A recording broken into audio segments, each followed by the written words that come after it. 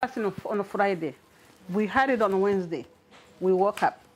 We walk around and mobilize with phone call everywhere to every breeding shop we could get and try to mobilize people to go to the House of Delegate. We presented our case to the delegate. At the end, they were like, oh, we don't know what is that. What is breeding? We don't know what is it. Because, they really didn't have no idea. So they couldn't pass the law. We decided not to do the bill because it would have foreclosed a lot of economic opportunity for immigrants. We were trying to regulate something that we really didn't understand, the cultural, the techniques, the safety procedures that are put in that really make this type of regulation unnecessary. Now you have lawmakers that are more well-informed, and frankly, as long as I'm in office, I'm going to fight any sort of attempt to regulate that industry based on the conversations that I had at that town hall, which was tremendously enlightening and invigorating, frankly. Julie Wakaria says hair braiders themselves have health challenges, including long hours standing with their heads constantly bowed down and the repetitive movement of their fingers. Many braiders have problem with the neck. This is messing up our hands. Everybody is getting capitulum. Je peux faire 12 heures. I can work 12 hours a day. During these 12 hours, I stand on my feet almost half the time. And that depends on the style of the braid. But in general, I'm standing. And that has a toll on my back and my chest, those muscles there. Like many jobs with long hours, there is also the challenge of balancing family life. Tu peux rester là du matin jusqu'à 16 heures. I come to work in the morning and leave at 4 p.m. Let's say a client comes in at 4 p.m. and wants a $120 hairstyle, and I've been here all day without a single client. I rent a chair in the salon and owe rent to the owner, so I stay and take the client. Even the owner has to pay her girls per week, take care of her rent, cable, and other bills. So yes, you take the client. And if you take a client at 4 p.m. for a 4 or 5 hour session, what time will you finish? What time will you be home in order to cook and take care of the kids? There's never enough time for my personal life. I'm always here. I'm always tired. It's not easy. I cannot even travel because of business, even though I have an assistant. I'm always here. I can't leave the business, so that's that. Being a hair braider presents unique challenges for men, where many African cultures judge it to be effeminate or religiously objectionable. Salion's family remembers the mockery he endured. It was under this tree that he used to braid our hair and ignore the people who would call him man, woman. But Salian never got upset or angry. He would tell them, I would rather be a woman than a thief or a drug addict. This will allow me to get married and build a house. Here in Mali, it was frowned upon for a man to do braids. And in our religion, it was considered a sin. I argued a lot with him. I even beat him one day because of that. At first, I was told that it was a curse for a boy to braid hair, which made me have some doubts. Does my religion accept this profession? I kept questioning myself, even when I was learning how to braid and starting my own business. In Islam, women should not expose their bodies to strangers. Having a Muslim man braid a woman's hair is a delicate issue because he's a stranger touching her hair. But there are no texts in the Quran that forbids or authorizes men to do that. There are none. It does not exist in the Quran. If the individual respects himself, is the breadwinner in his family and does that job while being professional, I would say yes. Yes, he can.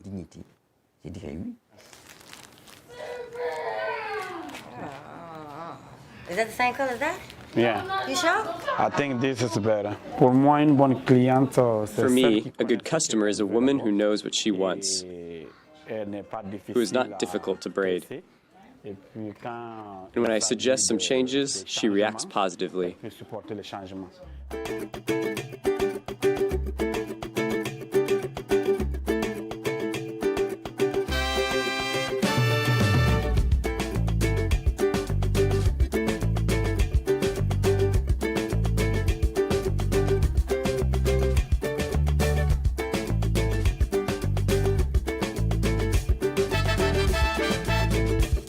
something pulling right here, right here. What's this?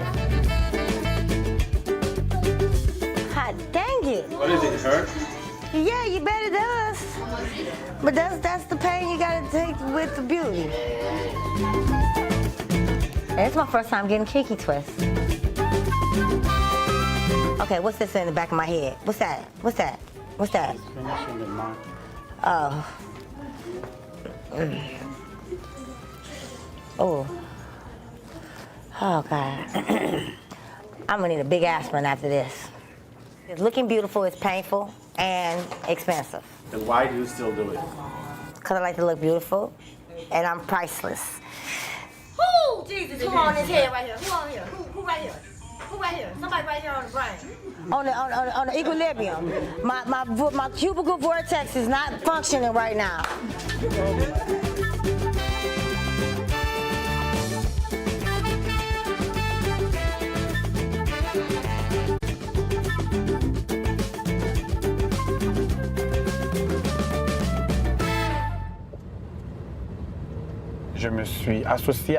I collaborated with African American salon owners and taught them how to braid African style.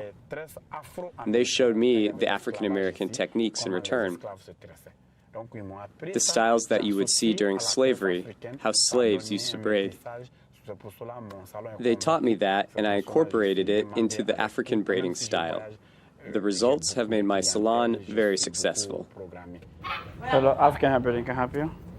Hair braiding made me thrive. It helped me buy a house here, buy a car, invest in my country, and bring my family and my brothers here. Papa, la pizza. C'est fini? Did you eat it all? Pizza. Mon papa. My dad passed away when I was 5. My mom had to work long hours to raise us. She used to drop us off at our uncles and aunts. We grew up with different families because she couldn't support us financially by herself. It's thanks to braiding that I was able to give back to my mom, give her a good life, a life fit for a queen. To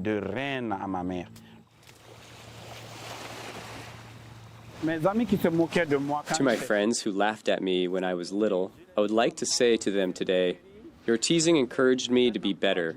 The little boy has become a great hair braider. My only advice to any parent or anyone who sees someone doing something out of the ordinary is to never make fun of them. There are no foolish jobs, there are only foolish people.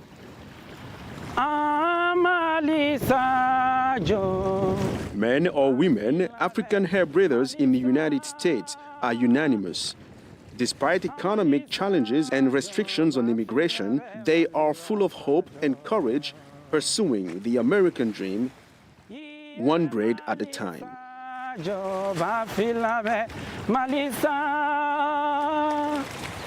Yo Malisa jo bafila be malibasa jo. Ah Malisa jo bafila be Malisa. Malisa jo bafila be Malisa. Ah Malisa jo bafila be Malisa. Malisa jo bafila be malibasa jo. Nkoche dala kanuke, che lana kanuke, che ni che bala kanuke, bi korote la kaniola. Muso bara kanuke, muso bara kanuke, muso ni muso dala kanuke, bi korote la kaniola. Ali korote kanimena bi mogori korosi kanuna. Korote kanumena bimawaye korosila kanuna. Musodila kanunke, musodala kanunke, musoniche bara kanunke, bikoroye la kaniwola.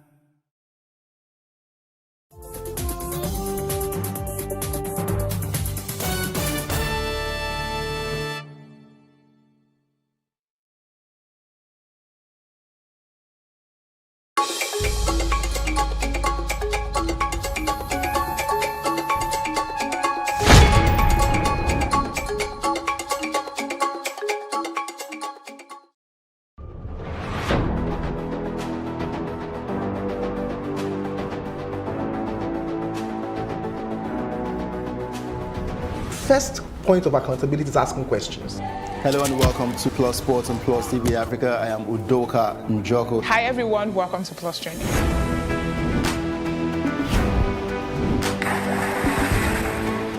You cannot continue to recycle poverty while you're spending a lot of money on unproductive ventures. The government has to feel the impact. Honorable Commissioner, sir, welcome to the show.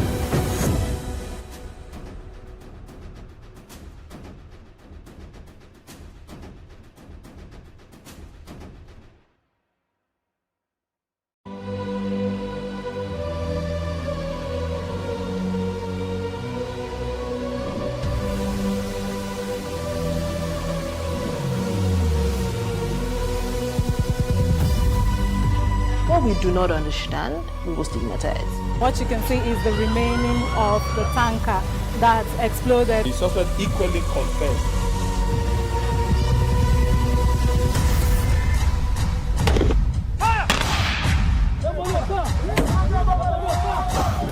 Now 500 naira they collect them. If you don't talk, then go beat you. Now 2,500 they pay.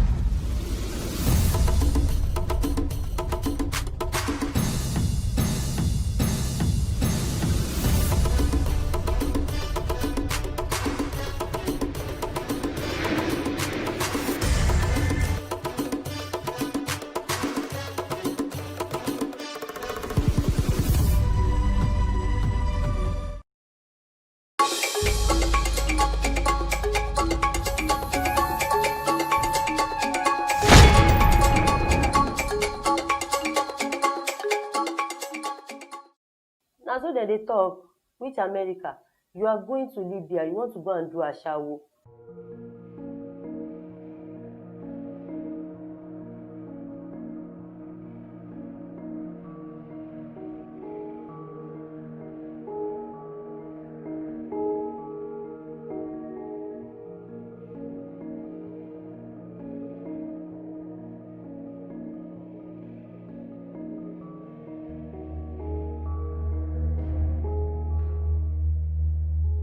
In November of 2018, CNN's senior correspondent Nima El-Baga shocked the world with her compelling expose on migrant slave trade in Libya. Just take us home, want to go, no food, no water, nothing. We know that some people are being sold. Yes. Some people are being sold. Is this something you've heard about? Can you tell us about that? Sure. Tell us. I was sold. What happened? On my way coming, I was sold. Merciless beating. If you look at most of people here, if you check their body, you see the mark, they're beating. With the electric, even your boot or they took something like a sharp object. The report reveals the slaves are immigrants from sub-Saharan Africa, including Niger, Nigeria, and Mali. The immigrants were hoping to make it to Europe, but when they were not able to pay off their smugglers, the smugglers would sell the men at an auction. This report shocked the world. Nigerians were involved. I caught up with female returnees from Libya who shared their story. Though it was a long story, but I have to just cut it and short it. When we get to Libya, it wasn't, the one didn't tell us that we are going to Libya. All what she told us was that we are going to Italy. I've forgotten her name. That we are going to Italy. So on our arriving to Libya, all we met was that we met many ladies in the homes. I was sold to a man that take me to work because they do sell people there. They sold me to a guy. The man was Mohammed by name. So I was working for the man and giving him money. We suffered a lot. It's not just a mere journey, a journey of no return. I faced a lot in Libya. Killing, raping. Hafsat dreams of a better life in the US as a nurse, but ended up in Libya. She tells me her story. I left Nigeria 2015, December 18. Why did you decide to leave the country? He's one of my area sisters that we always talk together, though she have traveled before and come back. So when I always talking with her that I wanted to travel, and she said, okay, due to my working experience, I can go to America that is preferable. I said yes. It's even America my parents was processing for me. But since you have been there before and coming back, it might be very easy for me to quickly go. She now said, okay, there is one of her brother that has been in America for the past 15 years. When I met the man with this my area sister, the man said we should come to National Theatre. When we go to National Theatre, we meet the man with another, maybe they are French. So Alhaji now said, okay, no problem. You know what, America, before going there, I would like to collect 500,000. When I left Alhaji place, I told my parents, they said, okay, that's nice. Since it's your sister that connects you together, no problem. I said, okay. So since then, we always talk with Alhaji and this my sister. So my parents tried to raise the 500,000. I gave the money to Alhaji. We meet at National Theatre again when I want to go and give Alhaji the money. So after then, Alhaji said that 500,000 is for the processing documents. I said, okay. He now said, okay, do you know what? He said, I would like to do their course there, like 6 months. So that one, I'm going to pay for it so that they can be able to get me a job very easy. We collect another 500,000.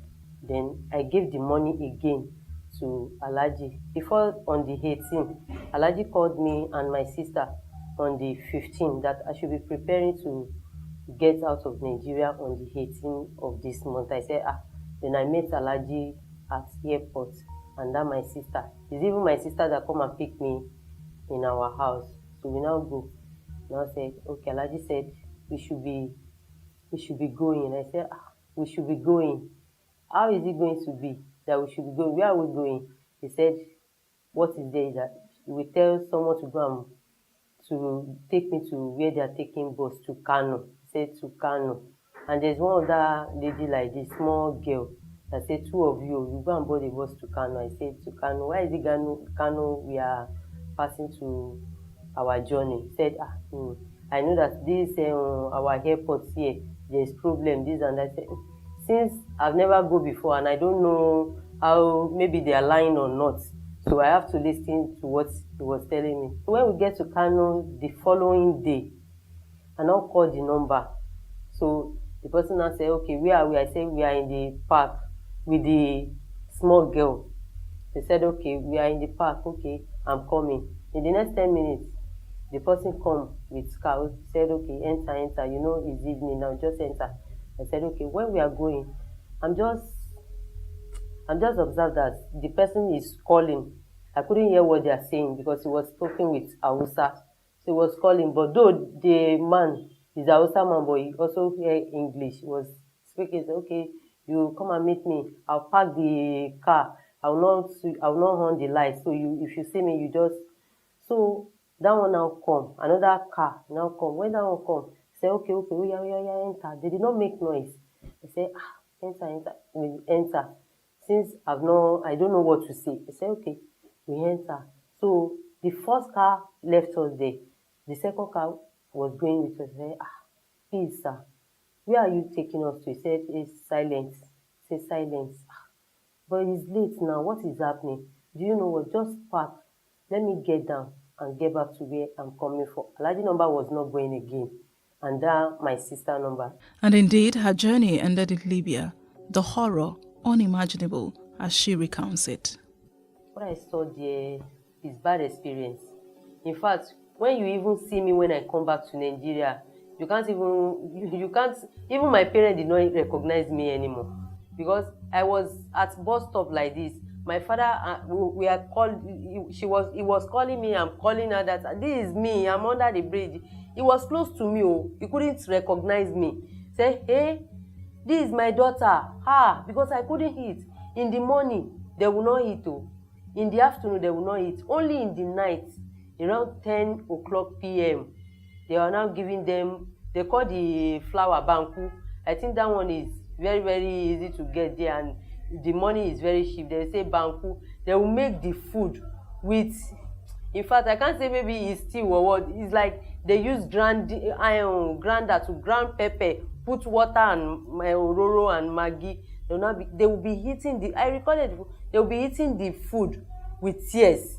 One of the things that cut across the returnees' stories is the fact that they were tricked and trapped into the horror of forced prostitution. The motor we will enter can be Kaduna motor. As you enter the motor, I say, she na Kaduna, they enter plane again. They say, if we reach Kaduna, plane will go carry us. It done ready. I say, okay, no problem. And that time, Boko Haram, they ran. That was 2015. We Boko Haram everywhere, they hot. I can't dey fear for inside motor say, hey, God, Kaduna. Where they say, na dear Boko Haram many. I can't use my mind. They pray. So we stay inside the motor for like 2 days. As we reach Kaduna for Sabo, now another motor can carry us for Kaduna. Go another side. We don't know the place. So far, we no open body again. We be wear trousers come off for house. But they can't give us passing motor. I say, we no go fit carry ordinary trousers, they waka.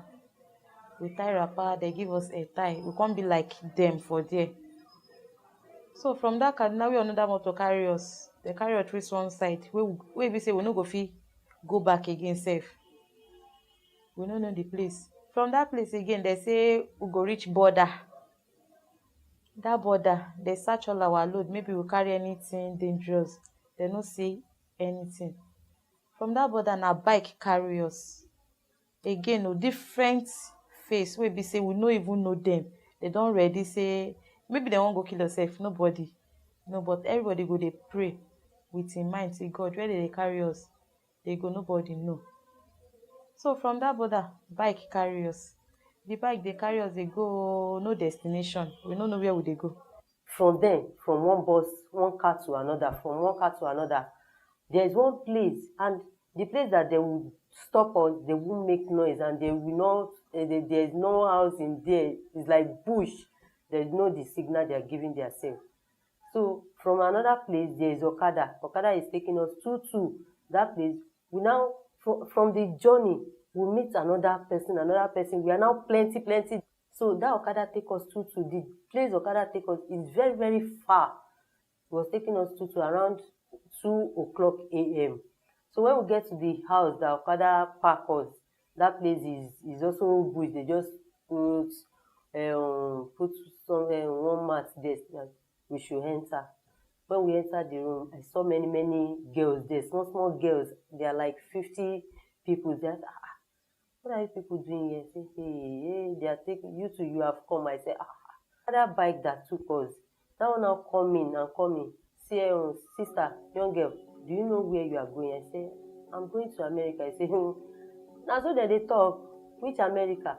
You are going to Libya. You want to go and do a shower. And the obvious thing is that these returnees never make it to their desired destination abroad. Barrister O.J. Akinwale has been in the forefront in the fight to rescue young Nigerian girls trapped in Libya. We started it. Initially, we thought it's the issue of obtaining by fraudulent pretense, and we have to fight for their right.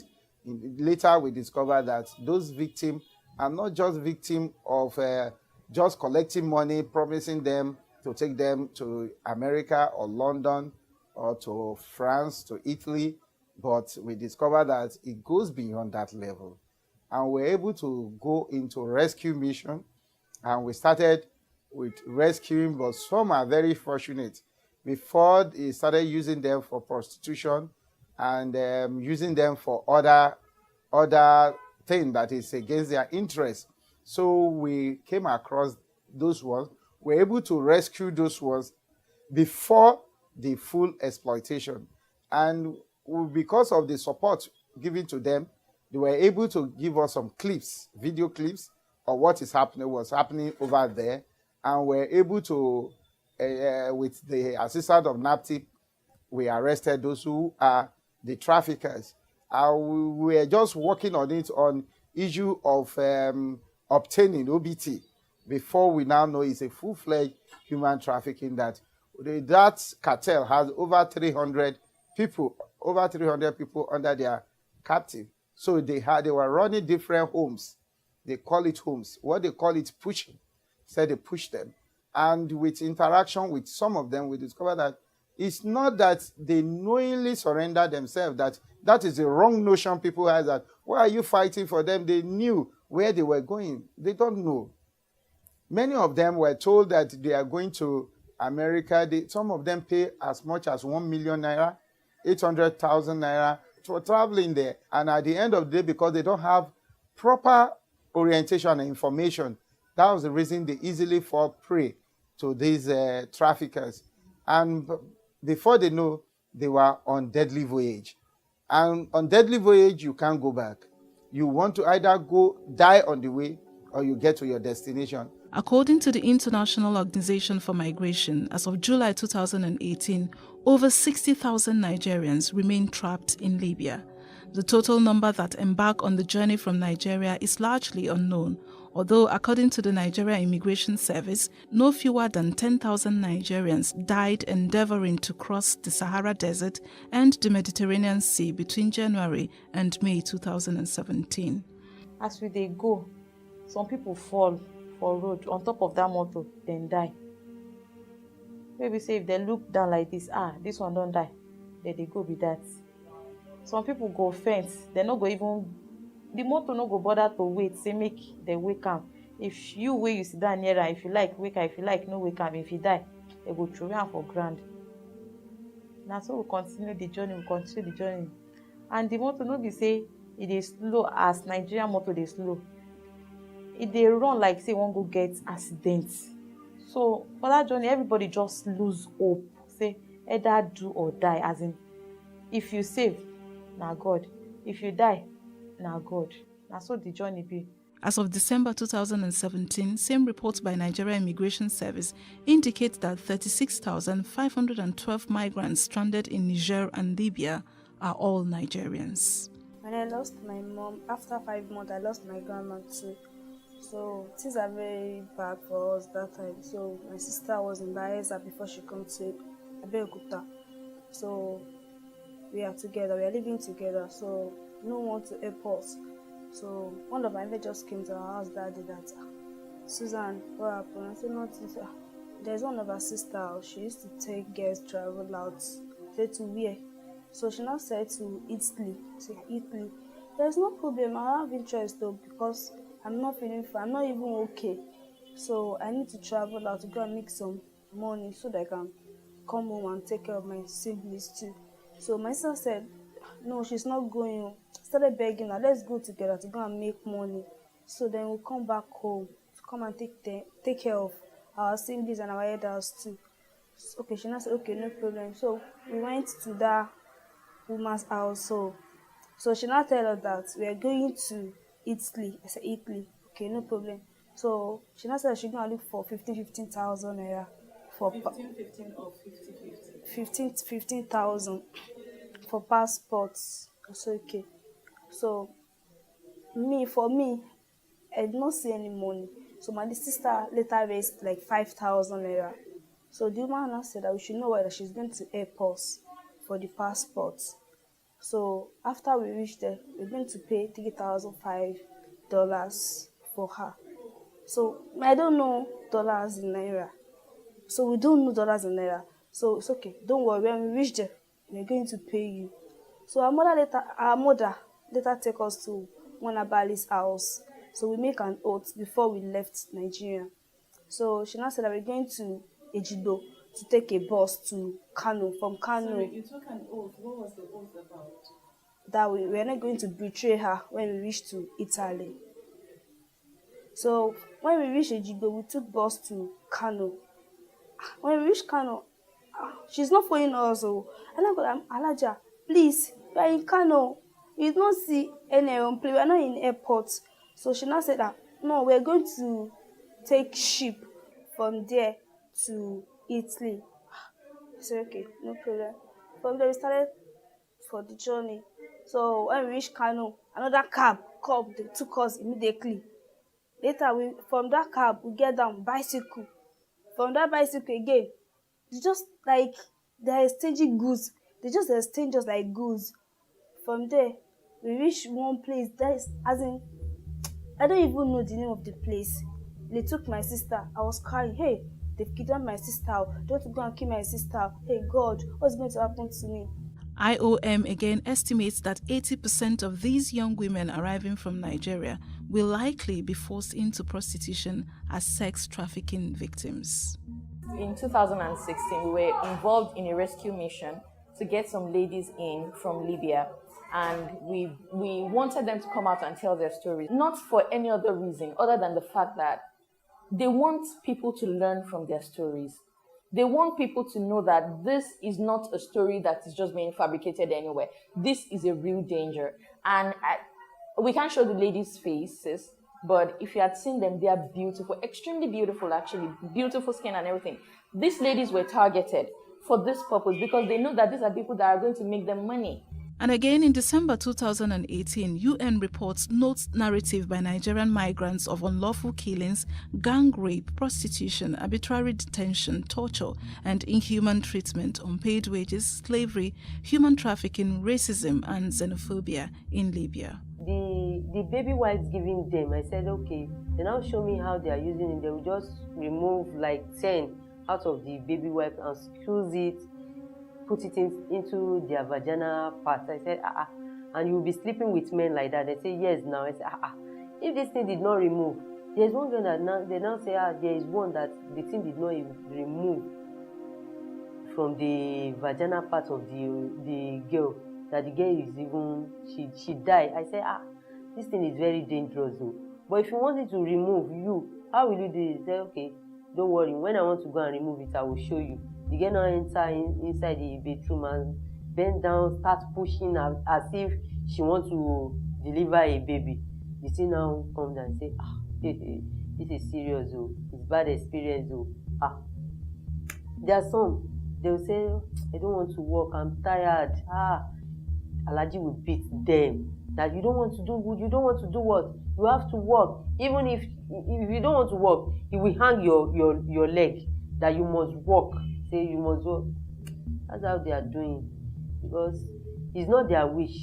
They are forcing them and they have to do it. These girls go through the most horrific experiences.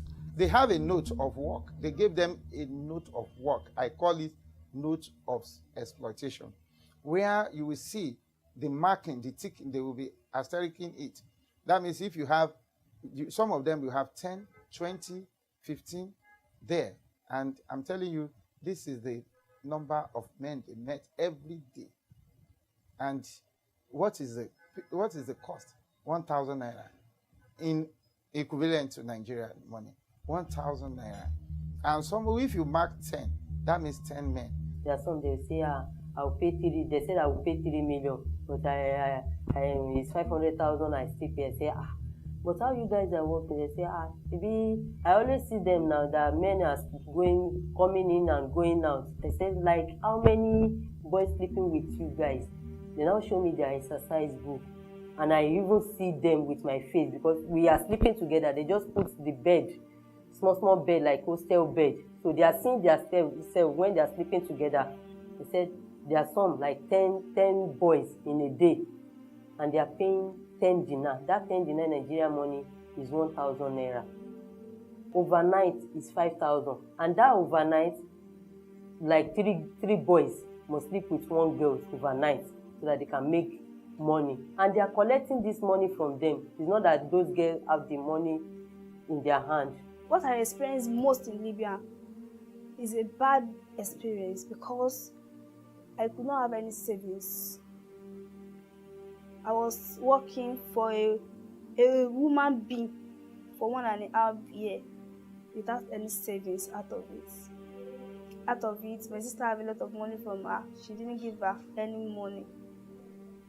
Before I left the house, she's going to give us morning food, afternoon food, no, night food, anything she give us. Even if you made a mistake, she will minus the money, like 20,000, 25,000, that's even she can minus the money 50,000. She didn't care. She used to maltreat. There was a day I was working at that salon. My sister made some mistake. They started beating my sister like a baby. They used hose, big hose. They're using it to beat my sister like a thief, like someone thief. So I was there. They brought me there that I should come and witness how they're treating my sister. I was kneeling down there, crying. I can't say anything. I was crying. So when I come back home, my sister was... I did, before I came back home, said, they give me the news that your sister has died. I was just looking. My sister just dead like that. Just dead. She suffered till death. These returnees came out alive. Some others did not. They hope for better life.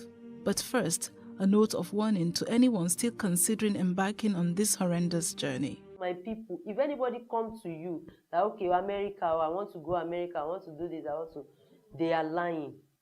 They are lying. When you get there, you will know that there are some that they are even dead there. Before getting there, it's not something that is easy. People are dying there. They are dying on the road, and they will call their parents that they are in Igbo house, they are in this, they are this. When they want to come home, Alhaji and his wife, they will even go to their parents' house, give them money that your daughter said I should give you. So their parents will be happy that, okay, my daughter is sending to me. The daughter that you did not even hear her voice. Even if you want to hear you want to hear your daughter's voice, Alhaji will stand by her that, okay, if you shake your voice or you tell her that you are not comfortable, so the girl will be, you will be saying, okay, I'm fine, I'm doing this, I'm doing that. So you can't achieve anything. When you go back there, the work you will be doing, they will be collecting the money. When you want to come back to Nigeria, you will come back with nothing. Maybe I don't go. Where I don't see wetin happen for there. Where we say, I no fit advise my own enemy. The person where I hate pass for this life. Where we say, I won't die, as in, make it even die safe. Make it no die again. Make it no die, make it no go Libya. Some of the rescued have been either reunited with their family or absorbed by the Kathraf Foundation. As of the moment, Kathraf, in collaboration with NAPTIP, have been able to track and prosecute some of the traffickers. We were able to, with the help of NAPTIP, be able to prosecute some of them, and they were convicted.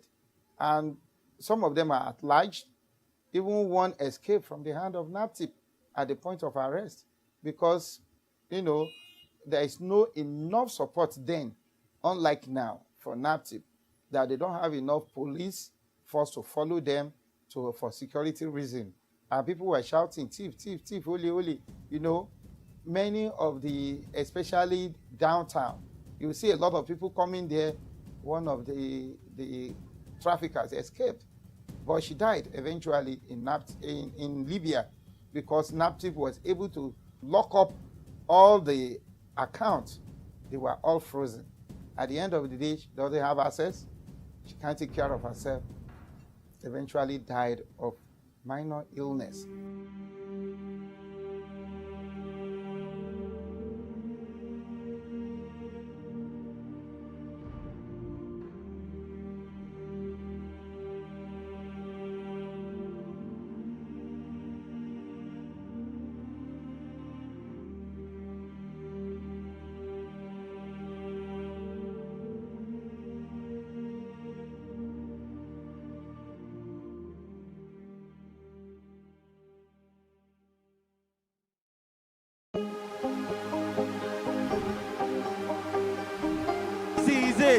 for upcoming artists to blow in Nigeria.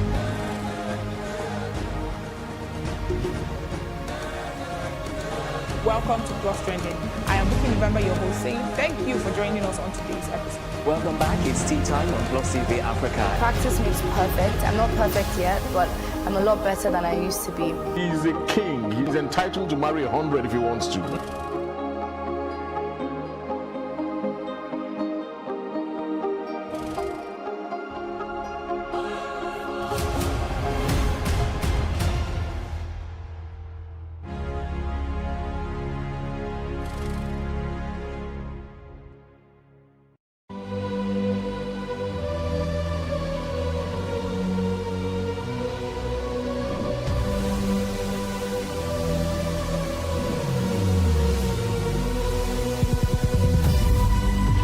What we do not understand, we will stigmatize.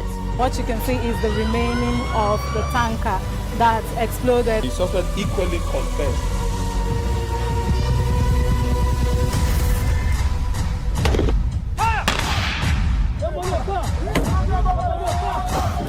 A 500 naira they collect them. If you no talk, then go beat you. Now 2,500 they pay.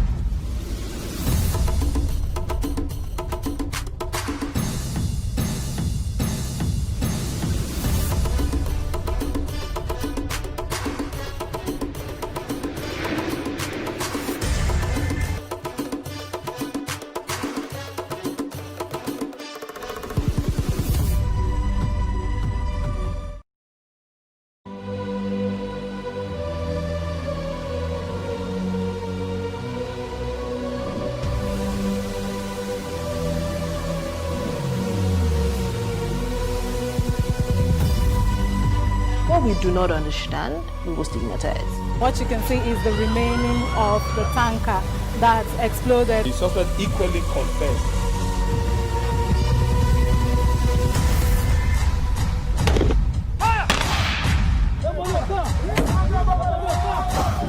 A 500 naira they collect them. If you no talk, then go beat you. Now 2,500 they pay.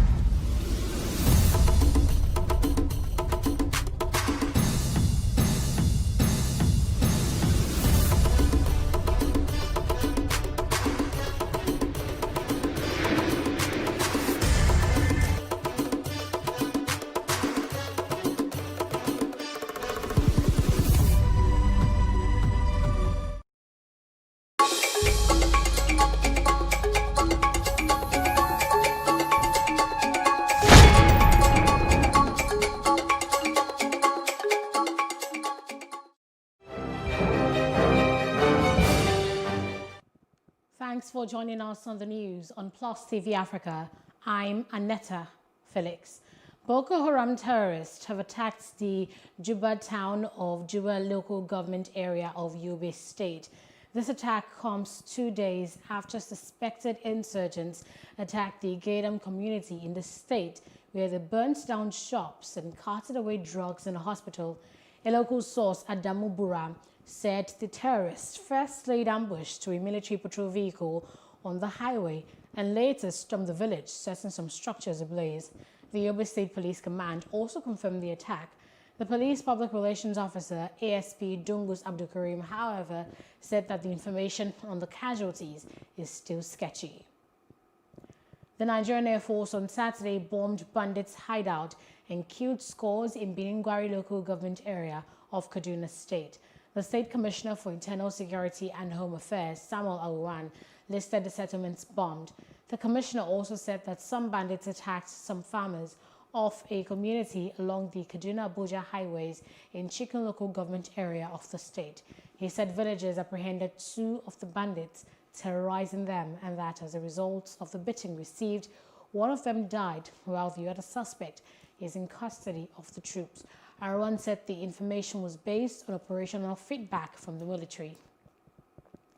Men of the Ondo State Police Command have rescued a couple that was abducted in Uso, Owo local government area of Ondo State. The couple was abducted while on a journey along Akure-Owo Road by unknown gunmen who took them into a nearby forest. The vehicle the victims were traveling in and their 3 children were abandoned at the scene of the incident. The spokesperson of Ondo State Police Command, ASP Tilio Ikoro, said the police rescued them after a rigorous manhunt in the forest. According to him, the couple has since reunited with their families. Still on security matters, the Nigerian Army has redeployed 210 generals and over 1,000 of its officers to various new positions in a major shake-up. Also affected in the redeployment is Major General P.I. Eze, who was appointed Operation Lafiadole Theatre Land Component Commander in the Northeast region. A total of 1,546 officers were redeployed, including 450 colonels, 309 majors, 251 captains, and 322 lieutenants. All formations and units are to implement the order immediately. The major shake-up by the army comes amid calls by many Nigerians, including the National Assembly, for President Muhammadu Buhari to sack the service chiefs who have exceeded their stay in office. Plateau State Governor Simon Lalong, who also doubles as the chairman of Northern Governors Forum, says the insecurity bedeviling parts of the country will soon be a thing of the past. Lalong disclosed this to journalists at the funeral service of late Archbishop Peter Jato in Kaduna. He said national security is everyone's business and citizens at all levels must take responsibility to protect themselves and their communities.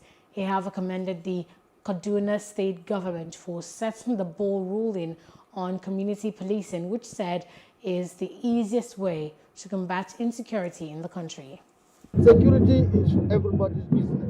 If we don't get correct information, you will not attack security properly. Now that people are cooperating, now that we've introduced community policing, I've seen what is already happening in Kaduna. And together with Kaduna and all other states around, we are having a synergy. It's not something that we can end up one day because there are people who live with us. If we are able to give information, we can get them. But when people hide and then protect their own in the name of ethnicity or in the name of religion, protect criminals, that is when you will not have an end to criminality. The governor of Plateau State has talked about community policing. And we are also talking about participatory security. Because security is not all about security agencies and government alone. People need to participate in security. People need to be involved.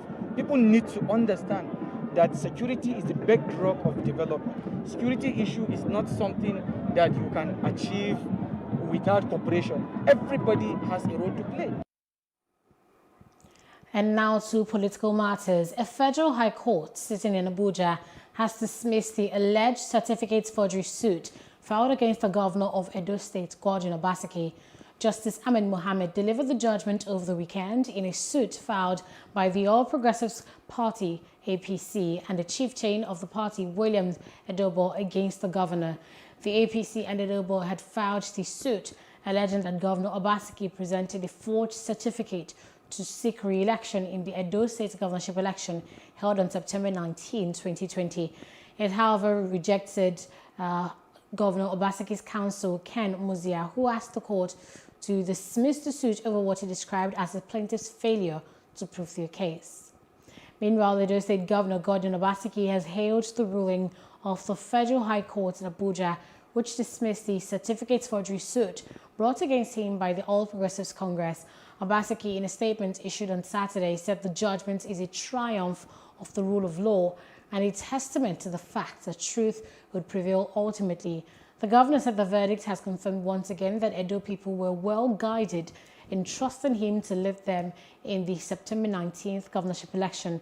He pledged his administration's commitment to prioritizing the development of Edo State, not minding the darts thrown by those who are embittered by their loss. The People's Democratic Party, PDP, has reacted to the Saturday's judgment of the Federal High Court in Abuja. The PDP hailed the courts for upholding the qualification and election of Governor Godwin Obaseki.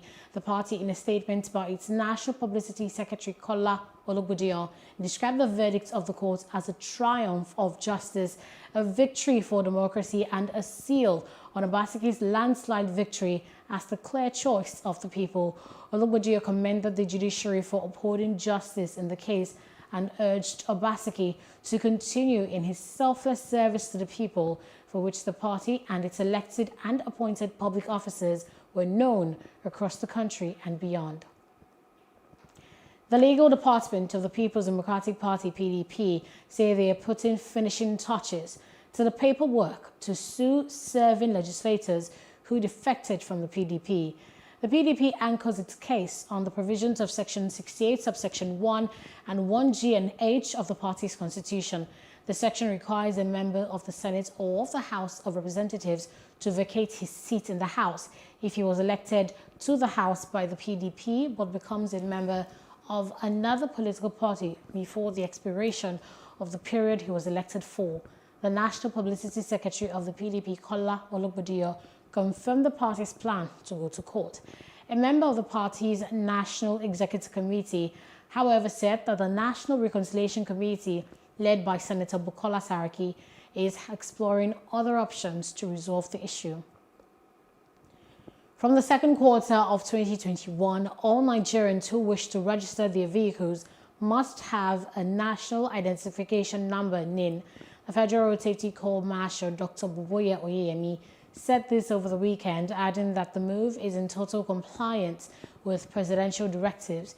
He said the NIN is important to help the government in national planning, critical decision-making, and also enhance adequate intelligence gathering for the security of lives and properties.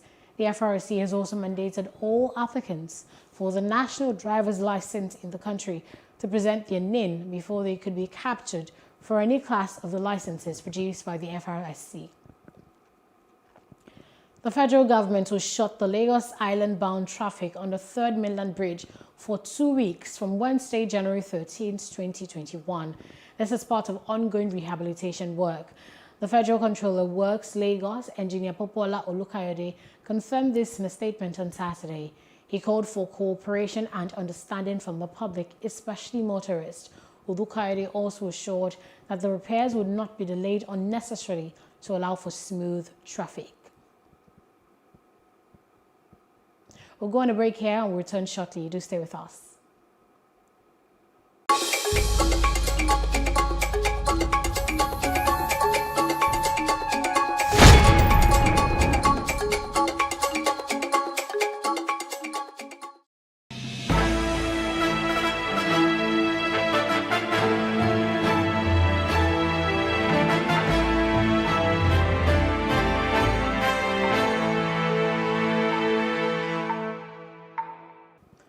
Nigeria on Saturday recorded 1,585 fresh COVID-19 cases. The Nigeria Center for Disease Control, NCDC, said the new COVID-19 cases were recorded in 25 states and the Federal Capital Territory. The number of COVID-19 fatalities in Nigeria stood at 1,350 as of Saturday night. Also, the total number of confirmed cases increased to 99,063. Meanwhile, 79,417 COVID-19 patients have been discharged from various isolation facilities in Nigeria. States with the highest number of cases include Lagos with 573 new cases, FCT with 182, and Plateau with 162 new infections. The chairman of the Lagos State branch of the Nigerian Medical Association, NMA, Dr. Adetunji Adenekon, has said the daily record of COVID-19 cases do not reflect the total number of infected persons in the country, since many people are yet to be tested. He noted that the cases had continued to rise because of disregard for safety protocol. Adenekon then called on Nigerians to adhere on safety guidelines like hand washing and wearing a face mask. He also enjoined them to present themselves for testing. At least 15 medical doctors working with the Dalhatu Araf Specialist Hospital, Lafia, Nasarawa State, have tested positive for COVID-19. Chief Medical Director, CMD of the hospital, Dr.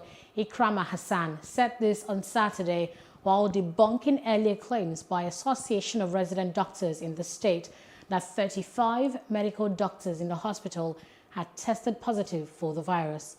Resident doctors in Nasarawa had on Thursday, at a press conference in Lafia, called for a downscaling of services in all departments of the hospital due to the high rates of COVID-19 infection among health workers in the facility.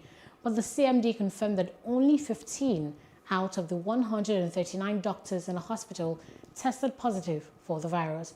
He also appealed to the resident doctors to have a dialogue with the management of the hospital and not shut down the facility in the midst of the second wave of COVID-19.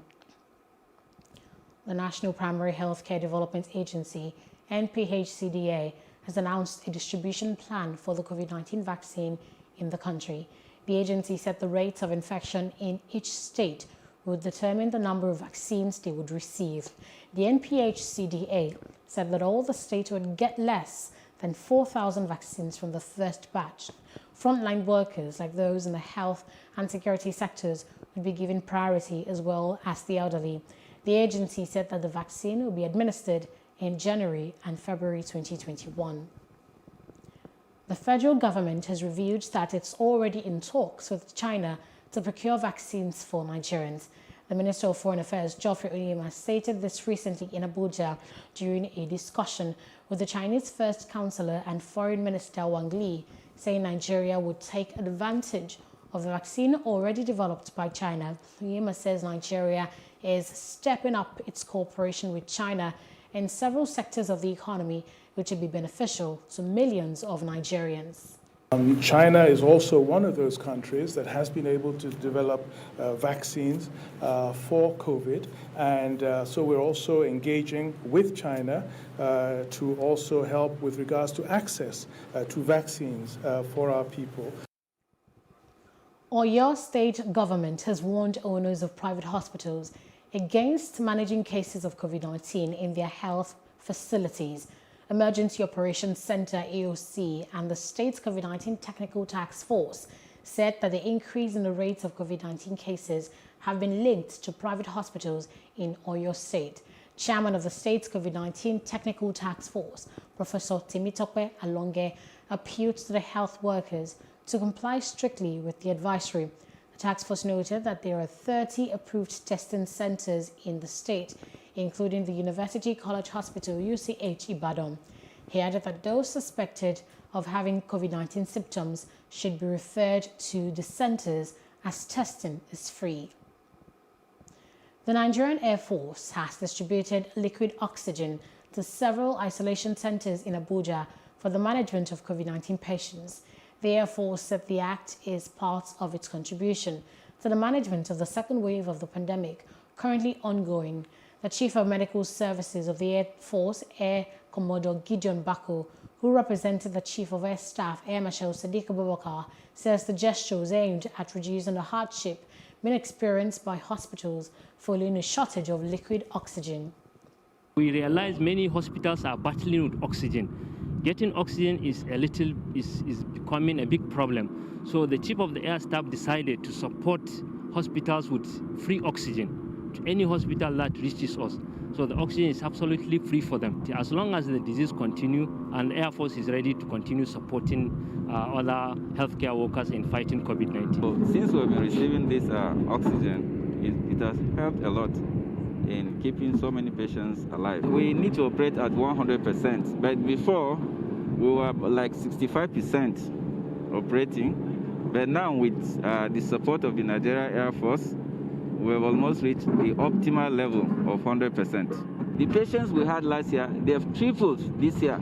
So my appeal to the general public is, it is very important to maintain the safety precautions.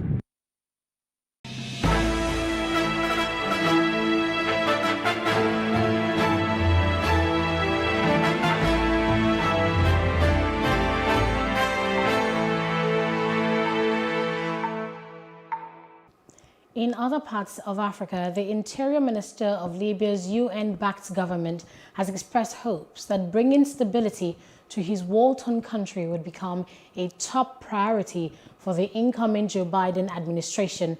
Fathi Bashaga also announced an upcoming major offensive by Turkey-backed Libyan government forces in the country's west to finish off militants and target human smugglers.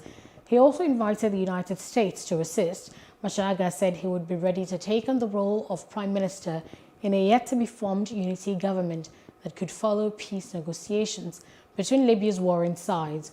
Oil-rich Libya was plunged into chaos after a 2011 NATO-backed uprising toppled and killed longtime dictator Muammar Gaddafi and split the country. French Foreign Minister Jean-Yves Le Drian says France is determined to continue to support Burkina Faso in matters of security and socio-economic development. The minister said he was in Ouagadougou for a support visit after the election of President Roch Kabore, who is beginning his second term. Burkina Faso, as well as Mali and Niger, are affected by jihadism and violence. The conflict in the Sahel has continued to spread since it began in 2012 in northern Mali. At the beginning of 2020, France and the Sahelian countries decided together to step up action. A summit is planned in N'Djamena in Chad in February. Outside Africa, Indonesian authorities said on Sunday, January 10th, that the identification process for victims of the Air Jets crash is underway after the remains of some passengers and suspected pieces of the plane had been retrieved. Police said they had collected DNA from the members of 12 families of passengers in order to identify the victims' bodies. Flight SJ182 was headed to Point Nak in West Kalimantan before it disappeared on Saturday from radar screens 4 minutes after takeoff. There were 12 crew and 50 passengers on board, all Indonesians, including 7 children and 3 babies. The United States is lifting long-standing restrictions on contacts between American and Taiwanese officials, according to the Secretary of State, Mike Pompeo. The self-imposed restrictions were introduced decades ago to appease the mainland Chinese government, which lays claim to the island. These rules are now null and void. The move is likely to anger China and increase tensions between Washington and Beijing. It comes as the Trump administration enters its final days ahead of the inauguration of Joe Biden as president on January 20th. The Biden transition team have said the president-elect is committed to maintaining the previous U.S. policy towards Taiwan. The governing party of Kazakhstan President Kassym-Jomart Tokayev is expected to sweep the elections as the National Social Democratic Party, the only opposition party in the country, is boycotting the vote. 67-year-old President Tokayev had pledged gradual political reform in the Central Asian nation since being eased into his post by Nursultan Nazarbayev. But 80-year-old Nazarbayev retains powerful positions, including the chairmanship of the Northern Party that controls the lower house and boasts of 800,000 members among a population of 19 million. The only party that styles itself as the opposition, the NSDP, ruled itself out of the contest in November, calling the move a protest against the rigged system. The ex-Soviet country has never held an election deemed free or fair by Western vote monitors.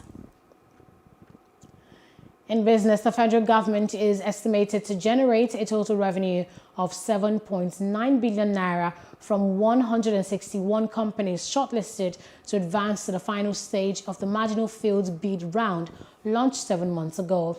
The Department of Petroleum Resources, DPR, had announced on June 1st, 2020, the start of the 2020 marginal field bid round. It is open to indigenous companies and investors who are interested in participating in the exploration and production business in Nigeria. The Department of Petroleum Resources said the bid round is aimed at growing production capacity by expanding the scope of participation in Nigeria's petroleum sector and increasing oil and gas reserves base. In entertainment, a veteran Nollywood actor Jim Lawson Madueke is dead. The Actors Guild of Nigeria President Emeka Rolas confirmed the news of his death on Saturday. The actor died after reportedly complaining of body aches at around 12 noon on Saturday. The late actor was also an accomplished broadcaster, writer, and TV personality. He featured in over 150 movies in his lifetime. The Imo State-born broadcaster, voiceover artist, and actor worked with the Federal Radio Corporation of Nigeria for 14 years and was a pioneer staff of Ray Power FM for 3 years.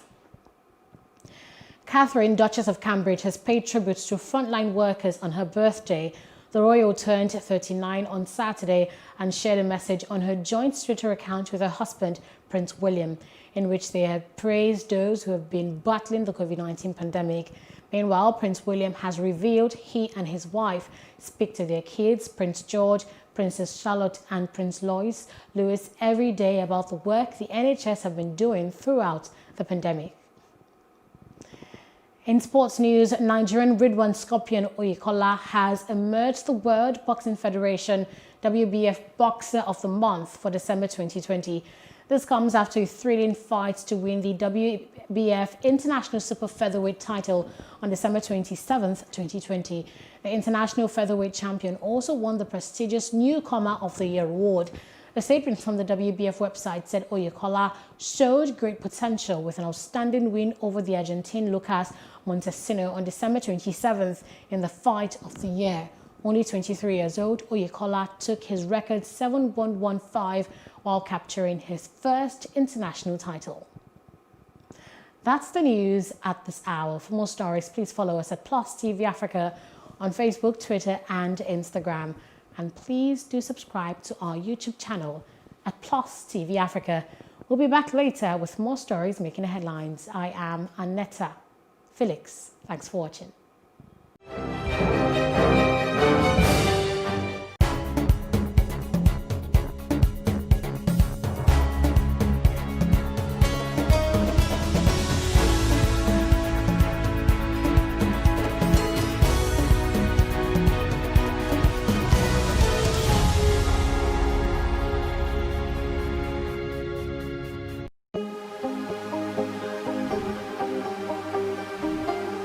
It for upcoming artists to blow in Nigeria.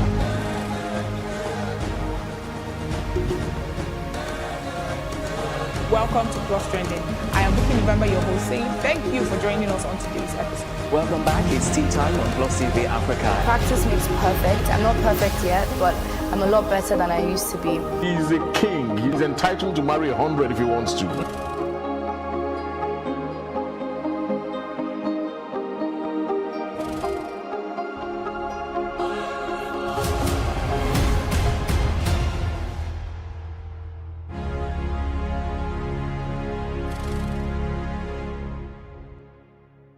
Praise God, from whom all blessings flow.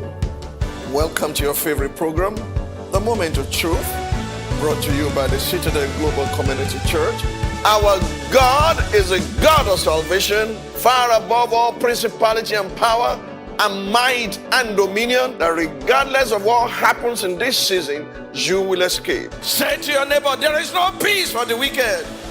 The special anti-robbery squad who are now killing innocent citizens instead of dealing with robbers.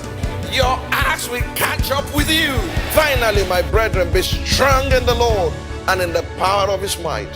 Moment of Truth with Pastor Tunde Bakare. Sundays, 7 p.m. on Plus TV Africa.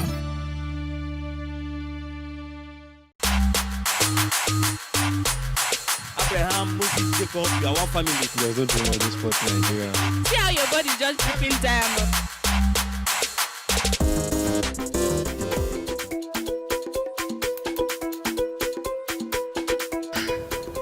Truthfully, women, we are dangerous. For real.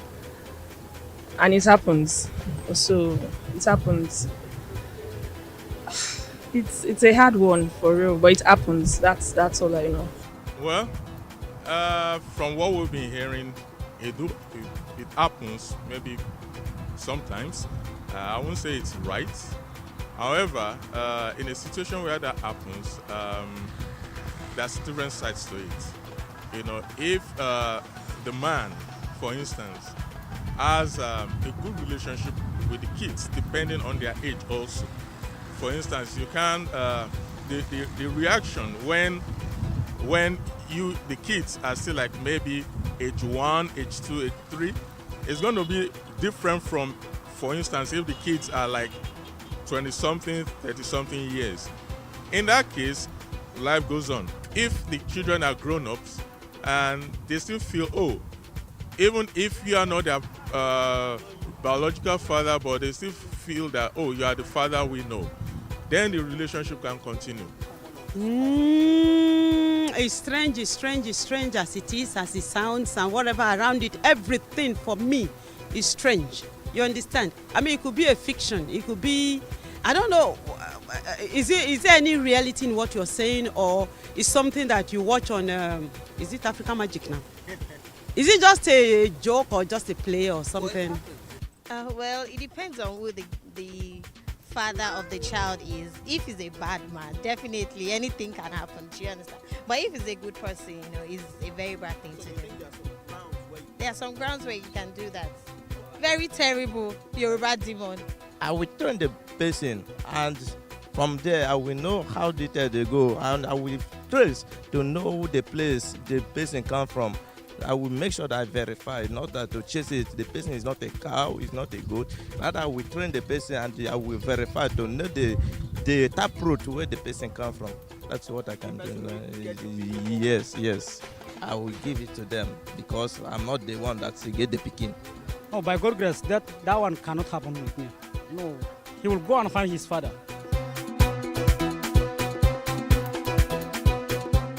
I will do a DNA test before I leave the hospital, personally. Yes. You will do it? I will. But you are the one that carried it. You know me, if you change picking for hospital now. Oh, okay. So I will, personally. Okay, because of the... anything can happen. Yes, our healthcare system is messed up for real.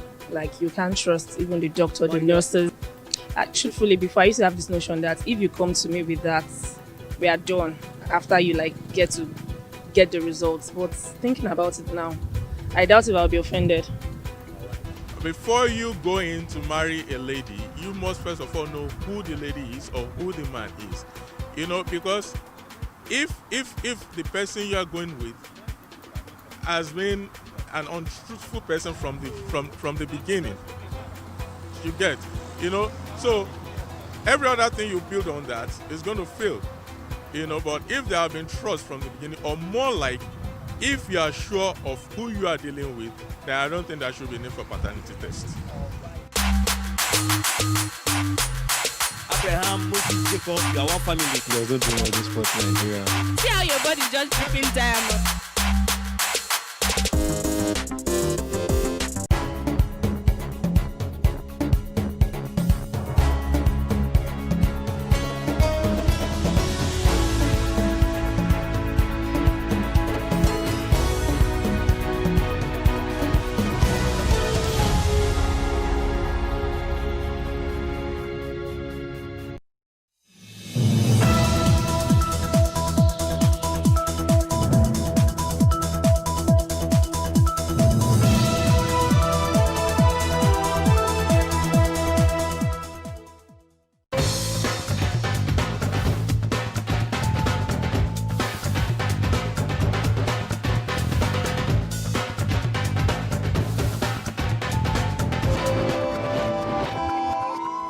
Welcome to another episode of Africa on the Move in partnership with DW. I am Fumi Onuajefe. This program focuses on the stories of people in Africa and how their innovations, ideas, and action impact on lives on the continent. On this episode of Africa on the Move, we'll be focusing on migration. Migration is currently at the center of disagreements between the mainly poor-sending countries and the richer receiving countries. Today, the world is more connected than ever. Information, commodities, and money flow rapidly across the national boundaries, a phenomenon often referred to as globalization. Sub-Saharan African nations account for 8 of the 10 fastest growing international migrant populations since 2010. According to a Pew Research Center analysis of the latest United Nations data on the number of immigrants or people living outside their birth country. So we start with Nigeria, where many young women are trafficked to major European countries, convinced that they are bewitched and they're enslaved as prostitutes by network of traffickers. Let's take a look. Prostitution is not a work. We should stop it. It's thought between 200,000 and 400,000 women across Europe are forced to work as prostitutes. An increasing number of them are Nigerian, like the woman we just heard.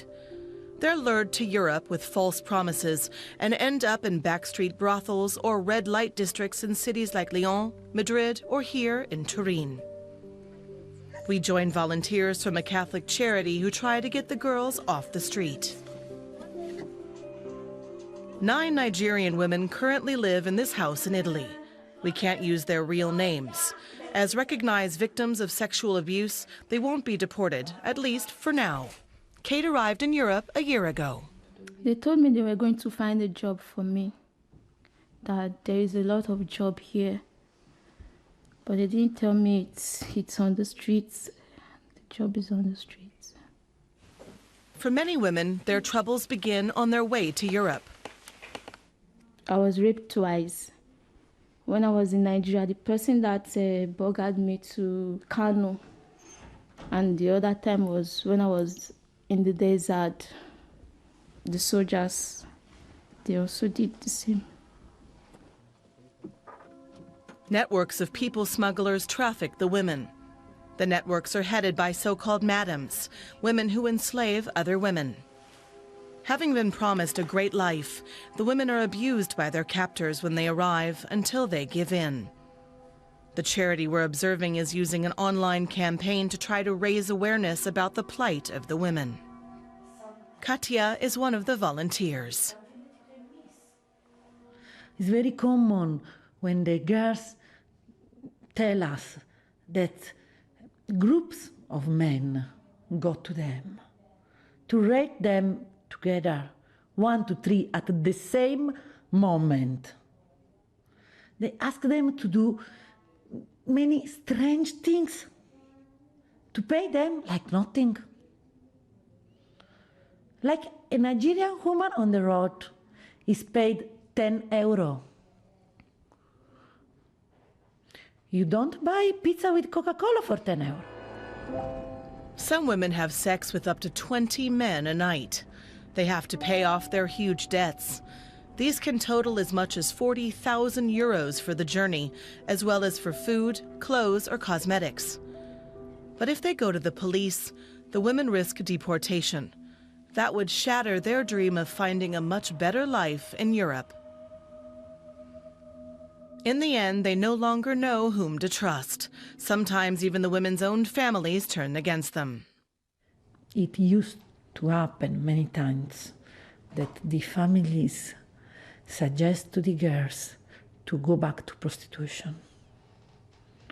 In that case, we understand that they have been sold from their own families. Katia and many other volunteers here believe the women can still have a better future. She helps them get their papers and report the abusers to police. The women are still terrified of breaking their silence, but they also want to see the traffickers arrested. People, please be careful when someone offers you greener pastures on the other side of the world. Our next story is on returnee migrants who migrated illegally and have returned home to Guinea. Listen to this story. Early morning in a chicken farm near Conakry, Mamadou Tulel Bari is working with a project for returnee migrants. In 2016, he attempted the illegal journey to Europe, but he only made it to Niger. He had seen many of his friends die along the way. He himself had been tortured by human traffickers and thrown in jail by soldiers. After he was released, the International Organization for Migration flew him home. After I returned, many people made fun of me because I didn't make it. But I felt relieved. I'm back home now and no one is oppressing me. I live well. Back there, we had problems with the military and we were discriminated against.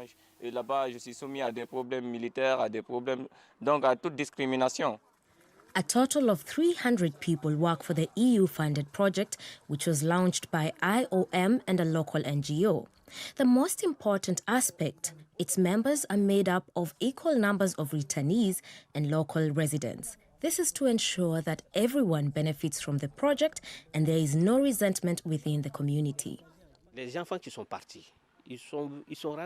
It's already hard enough for the kids who come back. We need to motivate them, but they also need to accept the others.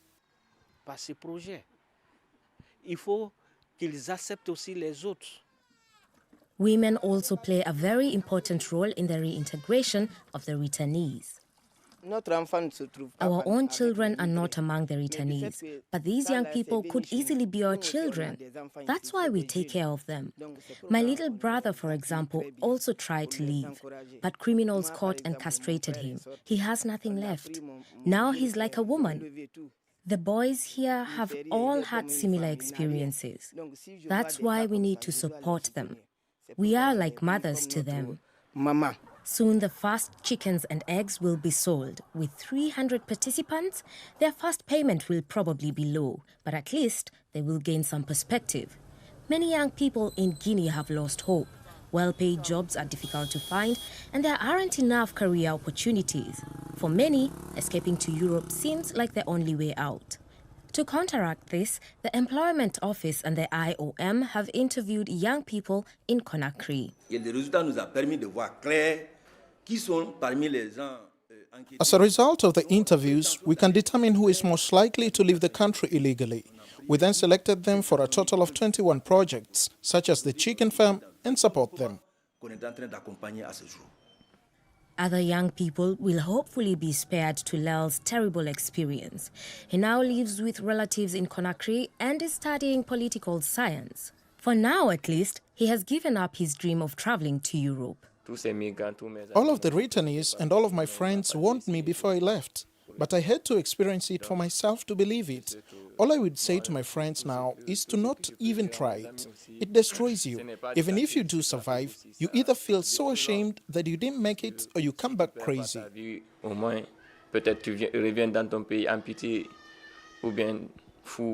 But whether or not he can really stop his friends from leaving remains uncertain. The IOM estimates that around 15,000 Guineans are still waiting to be repatriated. Like I said earlier on, sometimes the grass is not greener on the other side. We have a similar story of returnees being helped in Niger. These young men are travelling through Niger, but they're not taking the usual route north. Exhausted, broke and disappointed at having failed to get to Europe, they're now heading south, trying to get home. Workers at the UN Transit Centre check their stuff for sharp objects. It doesn't take long. No one has much with them. Here they have somewhere to stop, something to eat and somewhere to sleep. Many arriving here have had an awful time. Some have even been held in prison on the way. They hit us and treated us badly. We were only given food once a day. It was hard. Here they can recover from their failed attempt to reach Europe and get ready to return home. Officials from the International Organization for Migration collect data about where the migrants have come from and which route they took. Many have lost everything on the way. Da Ouda Mama Oudu says many people still want to go to Europe, but an increasing number are failing to get there. There have been more migrants returning recently. The problem has been increasing over the last 3 months. Just today we have taken in 53 migrants here. Some run out of money before they even make it to the Mediterranean and are forced to head back. Abu Kamara left Liberia 2 months ago. He's pleased to have got out with his life. Now he just wants to go home. The thing I saw on the road is very difficult. For now, there is no one. We make this adventure, then you succeed. Either you die after Agadez to go in Tripoli, either you die on the road or you come back. It can take weeks to get the documents they need to go home. They stay in the centre to avoid people smugglers who might pressure them to try their luck again. Bonjour. Sometimes migrants ask the impossible of staff here. Bien, tout le monde? Okay. Monica Shiriak has only been here a few weeks. She's approached by a deaf-mute man asking for help to find a job for his friend who's got to Italy. She can't possibly do anything. Well, most of them went to Europe illegally, on the boats, through the desert, with smugglers. We can't really say to people here, go on, try it. That's why we also try to reintegrate the people who come here, so they don't attempt the journey again.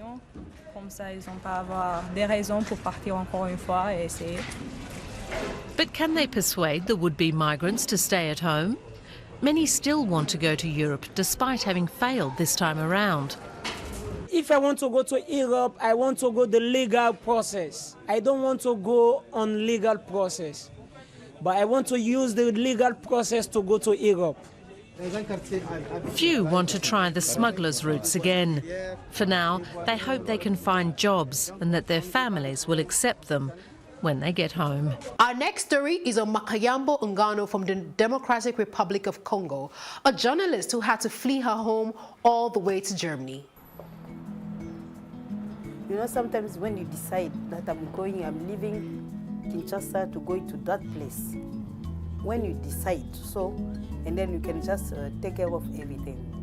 But when you flee, it's just like you living.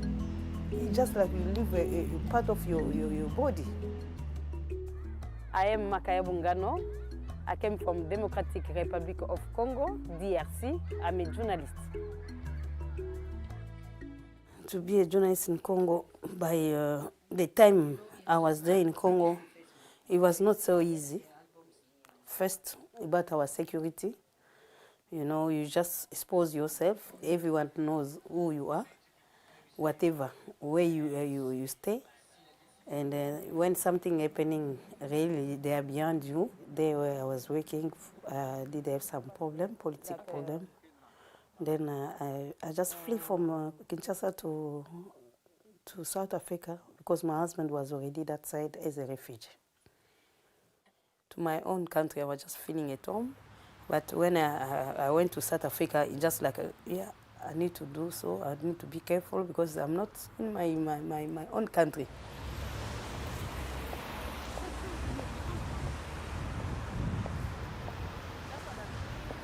We saw people in our own eyes to be killed. We were attacked ourselves. We left South Africa for the very same reason again. Political problem. For very same reason again. See, what we have fled from our country had followed us in South Africa. When you don't feel safe, you are threatened, you are obliged to leave, and we left. We left.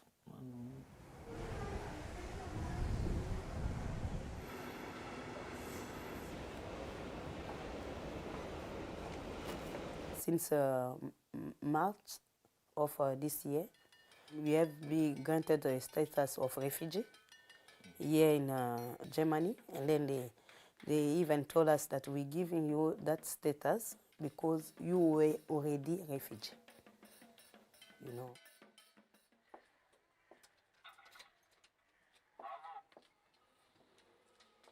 It was really stressful, and then we need to stay in the bad conditions also, if I can say so, with some people you don't know, you sleeping in the same place, and then you need to do so, and you must wait for the food they're giving you. If you miss that food, you miss. What I like it here is that integration. The integration really, I did like it. They integrate you. You must just learn the language, and besides, they're just teaching you how is the country, how the country is ruled, with the culture, about everything. Really, that integration is what I like it, and it's just like they make you also to feel at home if you want to be integrated. Because there is others really they say, what is that? I don't want to. We'll take a break and then we'll be right back.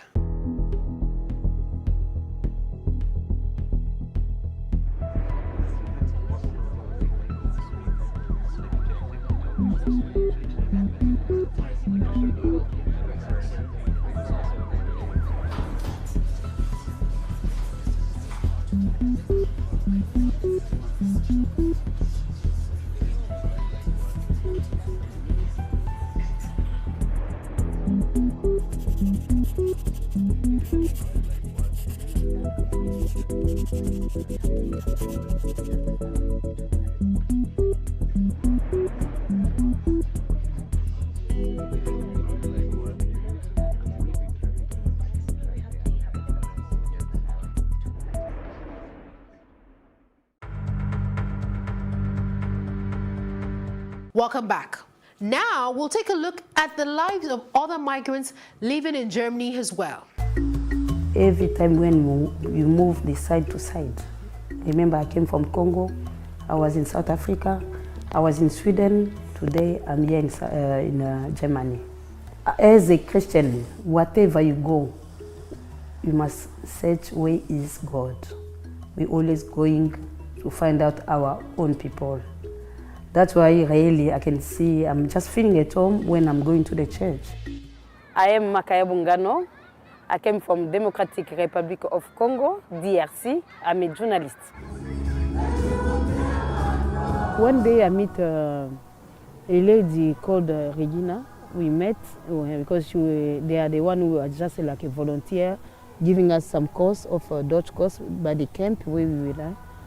That lady was just asking us if we were Christian, and then she was saying that if we want to visit a church.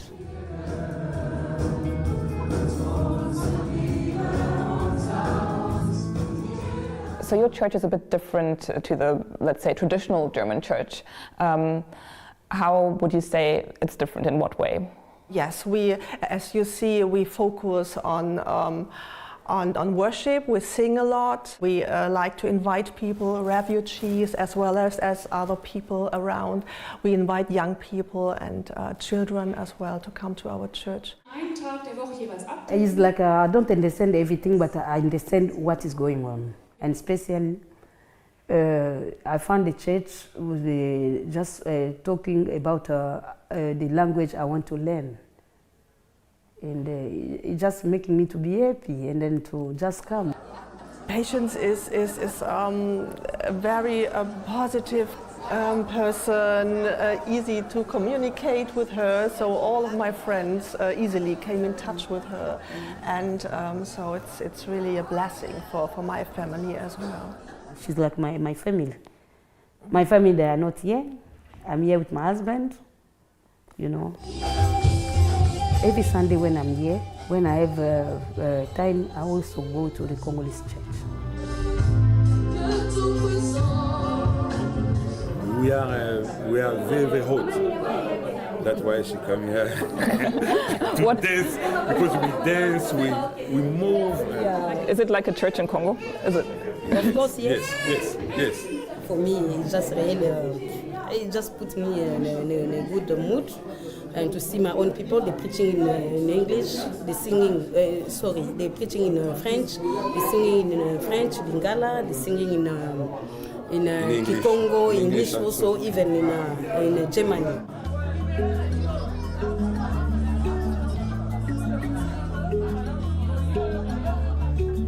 Would you say you found, like, you feel at home now in Germany? Like I'm feeling at home. Home away from home. And really, I also integrate because I'm an open person. I talk to anybody. Mm-hmm. I don't mind who you are, but as long as it's a person, a human being, we just talk. Thank you for joining us on Africa on the Move. See you next week.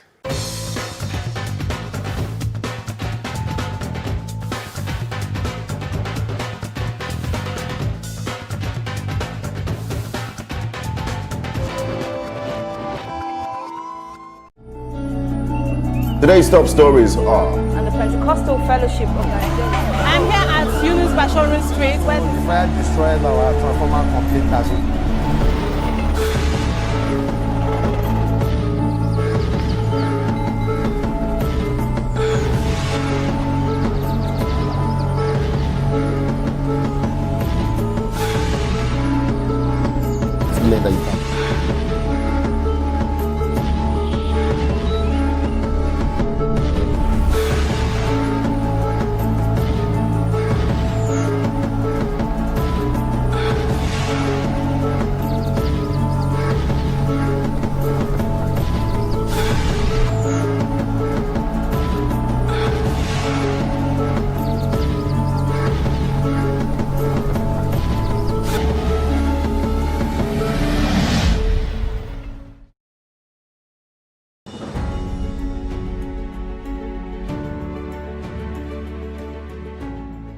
Hi guys, my name is Badge Adibule. I'm an actor and a filmmaker.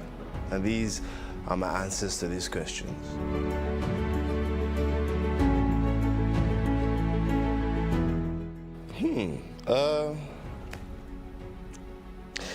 I have danced naked at a balcony before. Don't ask me what happened before then or after then, but yeah, that happened.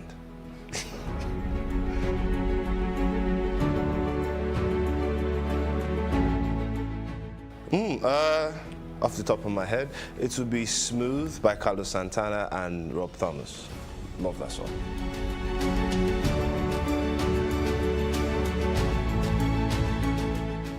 The most recent lie. What's the most embarrassing thing I've ever done? That's the most recent lie I've told.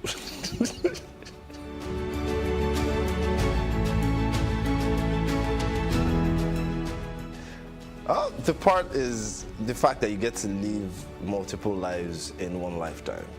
That's the coolest part.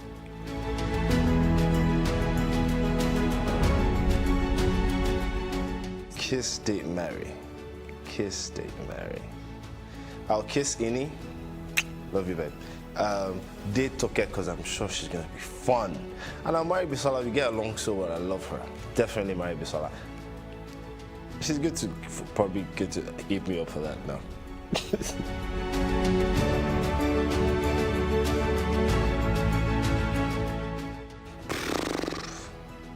You know, being a Nigerian boy my age, I am a Tanga just jumps out straight up, no matter how old you are. I've seen some scarier stuff now that I'm older, like I saw Hereditary like some months ago, and that was crazy. But I am a Tanga just jumps out, you know, so yeah, I am a Tanga.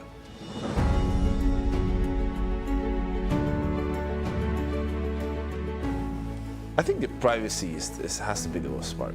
Unless you're specifying like an actor in Nigeria, then there's another worst part. But if you're talking generally, I'll say losing your privacy. I'm a very private kind of person. So the fact that sometimes I can't just dash out wearing anything I want isn't the coolest thing.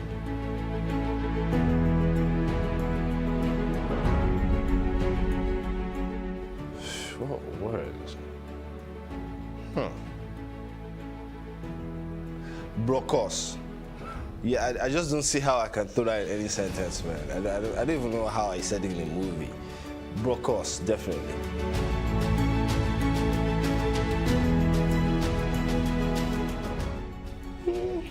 Should I just see this picture, just describe it? I'll describe it. I'll thank God, I'll thank my mom. I'll thank... Well, I should be married by then, right? Abby? Hey, let me don't put a time limit on it. I'll thank my girlfriend/wife, depending on which time it happens.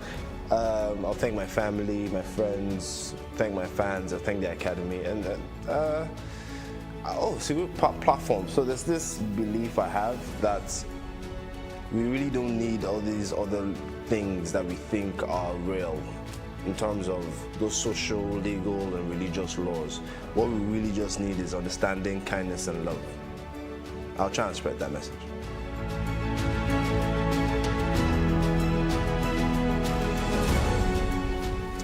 If you're talking about Nigeria, I still want to work with Pete Edochie.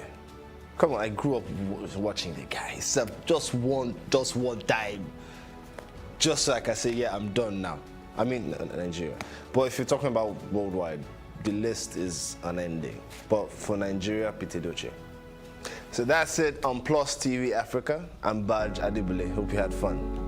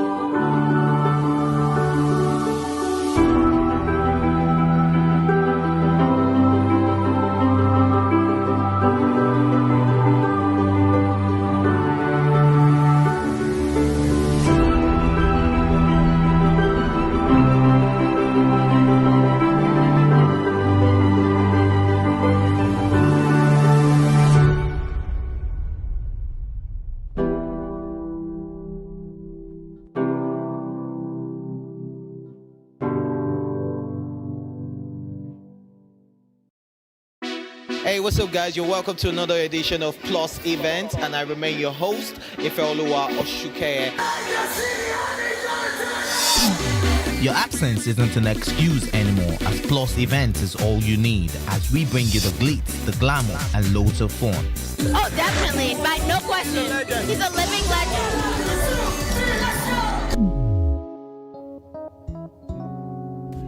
Oh, God forbid, Holy Ghost fire, no. I just want to be blown away. I want to be wild. This is 11 years of doing it.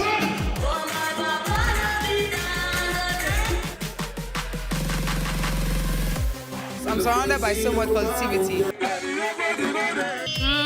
No, it's okay. Yo, what's up, my people? It's your boy Starboy Terry.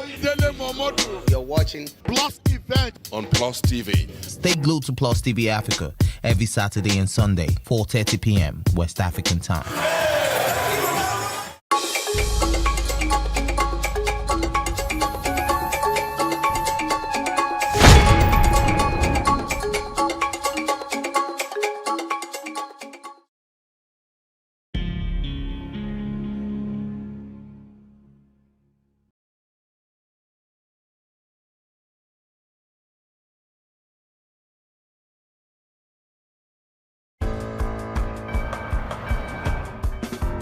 If you come out here and you build something of great value, you can make it. That's what's amazing about Silicon Valley, and that's why you see everyone flocking towards Silicon Valley. It's really that place where there's this groundswell of smart people dedicated to using technology to solve very difficult problems. I was like, oh my God, people just think of these things and it just happens, and how can I build something? I just want to build something from scratch. We come here ready to make something of ourselves. So when an African leaves Africa and comes here, we're coming here to do battle.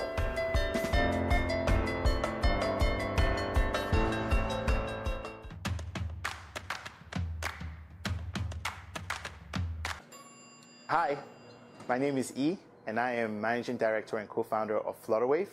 And Flutterwave is one API for payments across Africa. Hi, my name is Jonas Beshouted, CEO and founder of StackShare. StackShare is the best place for engineers and developers to discover and compare software tools. Hi, my name is Bukola. I consider myself a connector. I build platforms to reach African audiences back home, as well as here in the US, to tap into their common interests. This is exactly what I've done with Jandus. Mall for Africa is an online platform that enables US and UK retailers easily sell into Africa without any hassles or worries. We also help people in Africa purchase items from UK and US retailers without any stress.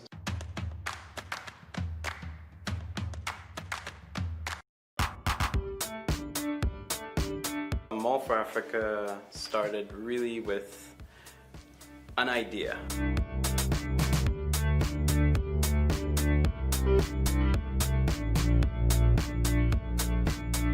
I was born and raised in Nigeria, so out of necessity, I guess, my parents and brothers and friends thought they could utilize me as their shipping company. There was one day in particular, I went to the airport and I had 10 suitcases. And I remember vividly the lady across the counter, it was a Delta flight, the lady across the counter looking at me up and down, you are not serious. This is not gonna happen. So I decided to build an app. Jandus Radio started off with just word of mouth.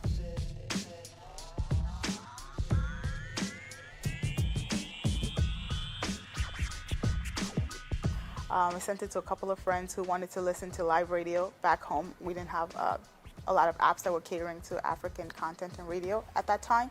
So I sent it out to them and they sent it to their friends. And before you know it, it actually was a trending topic in Nigeria on Twitter for I think it was 12 hours straight. People were talking about, oh my God, I have an app that has over 300 radio stations. I'm in Abuja, I can listen to Beat FM. Beat FM is the most popular station in Lagos. And they're like, oh my God, I could never listen to this before. Now with this app, I can listen to my favorite station now. I'm working on a platform product, which is payments, right?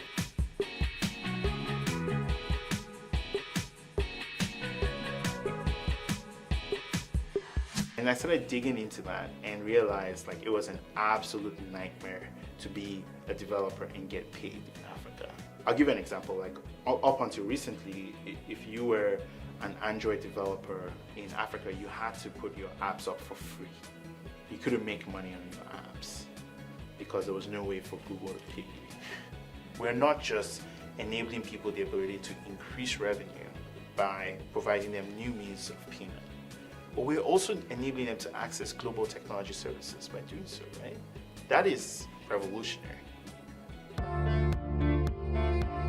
The concept was, let's bring all of these tools that you use to build your company and your apps and infrastructure, let's bring them into one place and organize it.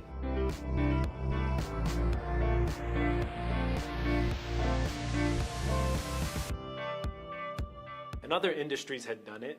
Yelp has done it for restaurants, TripAdvisor for travel and international places. So this wasn't really a new concept, but no one had really done this for software. If you think about it today, where do you go for software decisions? It's still Googling around, and it's mad. We were actually the first site to really do that. There were other sites that were trying to do sort of similar things. They've done software reviews, but we were actually the first site to say, share all the software that you're using.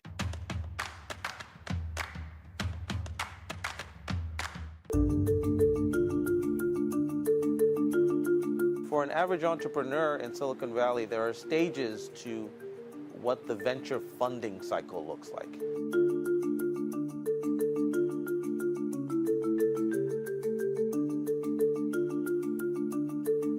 You have to start off with a seed stage. You have to be able to get people who believe in you early enough to take a risk in your idea.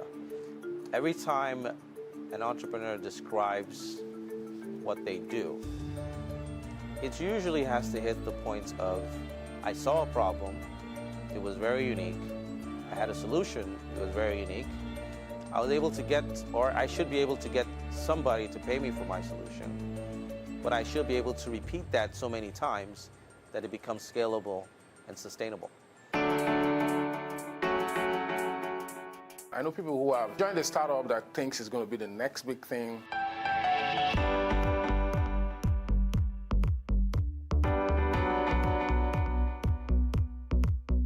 And then you just wake up one morning and they didn't get the funding round and it's lock up shop.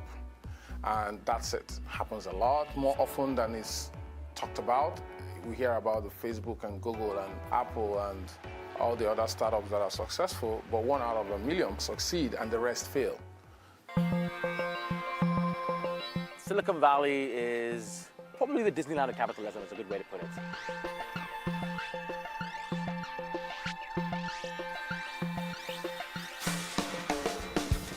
It is a place where you can come and make your dreams come true, and particularly in the technology space, it's a really